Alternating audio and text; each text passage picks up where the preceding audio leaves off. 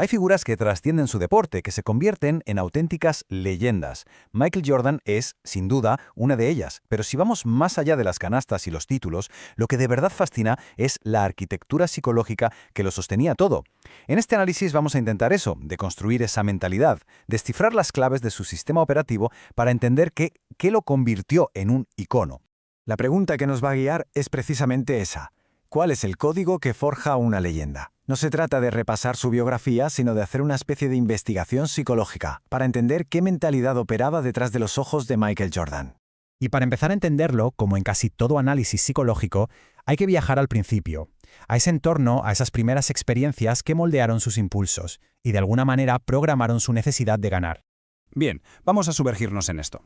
Jordan crece en un hogar de clase trabajadora. Allí se le inculcan valores muy claros: disciplina, responsabilidad, trabajo duro. Estos valores, digamos, sientan las bases, pero el verdadero motor psicológico, el que lo enciende todo, estaba en casa. Y aquí hay un detalle clave: la rivalidad constante con su hermano mayor, Larry. Esto no es un dato sin más, es probablemente el primer catalizador de su increíble impulso competitivo. Y esto nos lleva a un concepto muy interesante: la competición fraterna. Desde un punto de vista psicológico, esta dinámica puede instalar una necesidad casi vital de ganar. Ya no es un simple deseo, es una necesidad de estar demostrando continuamente tu valía frente a alguien cercano. Es muy probable que en esta dinámica se forjara la semilla de su insaciable hambre de victoria. La competición dejó de ser un juego para convertirse en una forma de validación. Vamos a avanzar, porque esta necesidad de demostrar se vio potenciada, y mucho, por dos eventos emocionales clave que actuaron como auténticos puntos de inflexión psicológicos en su vida.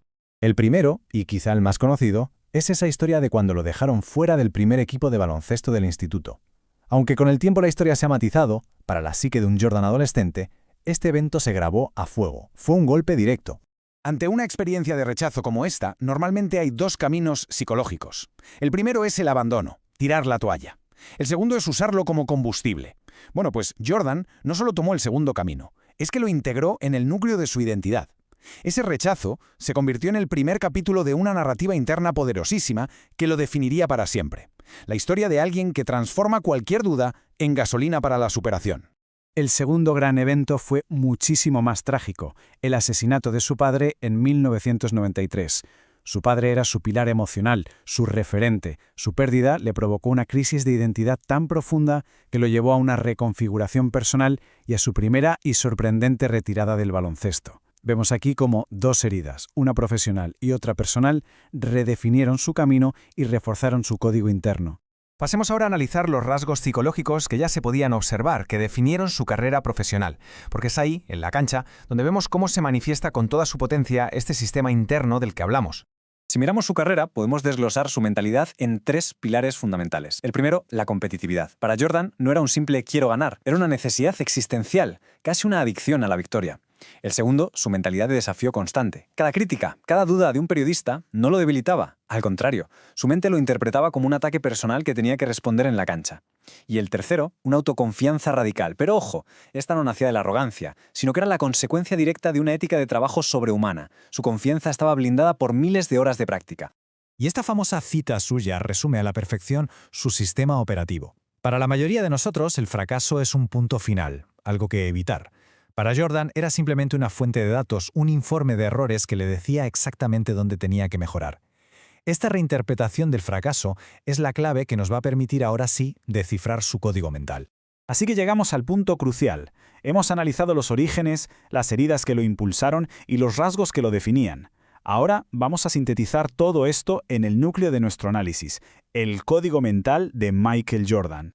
Aquí lo tenemos. Este es el código, los 5 principios que al parecer gobernaban su mente. El primero, convertir el rechazo en motivación. Ya vimos cómo el no del instituto no lo detuvo, sino que instaló un programa que se ejecutaría el resto de su vida. Usar cualquier ofensa o duda como combustible. Principio 2. La competición como definición de la identidad. Para Jordan, la cancha no era solo un trabajo, era el laboratorio donde se probaba a sí mismo. Ganar no iba del trofeo, iba de confirmar quién era él. Principio 3. El fracaso como información. Esta es una de las claves más potentes. Su mente no procesaba un tiro fallado como un error personal, sino como un dato para corregir la próxima vez. Despersonalizaba el fracaso y lo convertía en una herramienta de aprendizaje brutal. Principio 4. El trabajo duro como fuente de confianza.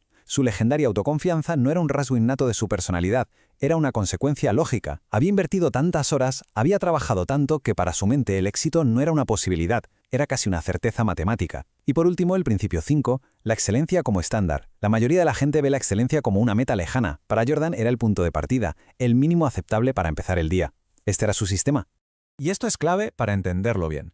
No se trataba de creencias, de pensamiento positivo. Era un sistema operativo psicológico completo, un conjunto de reglas súper arraigadas que dictaban, de forma automática, sus acciones y respuestas ante cualquier estímulo, ya fuera una derrota, una crítica o un desafío. Pero claro, un sistema operativo tan intenso, tan extremo, tiene consecuencias. Para tener una visión completa, es fundamental que exploremos el precio que se paga por una grandeza de este calibre. Esta dualidad es fascinante. La misma programación mental que lo llevó a la cima tenía un coste, un lado oscuro. Su impulso competitivo, que era esencial para ganar, inevitablemente creaba fricciones con compañeros que no operaban con su mismo sistema. Su liderazgo no era inspirador en el sentido tradicional de la palabra. Era un liderazgo por exigencia, que arrastraba a los demás a su nivel a base de presión. Y esa obsesión por ganar, el motor de todo, era también una jaula, una fuente de presión interna constante de la que probablemente nunca podía escapar. Lo que nos deja con una última reflexión. Al observar una mente como la de Michael Jordan, programada de una forma tan extrema para la victoria, la pregunta es inevitable. ¿Es la obsesión un precio necesario para alcanzar una grandeza que trasciende la historia? Quizás el código de las mentes extraordinarias no es solo una fórmula para el éxito, sino también un mapa de los sacrificios que conlleva.